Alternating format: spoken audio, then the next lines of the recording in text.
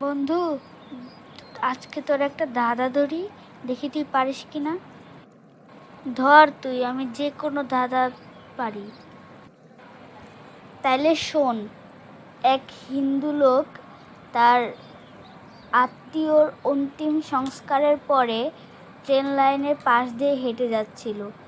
তখন একটা ট্রেন তার পাশ দিয়ে যায়। তাহলে এখন বল তো বন্ধু, তার ওই হিন্দু লোকটির চুল কোন দিকে যাবে? আগে বল, ট্রেনটি কোন দিক দিয়ে আসতেছিল? বাম পাশ দিয়ে। তাইলে ওই হিন্দু লোকটির চুল ডান দিকে গেছে বন্ধু।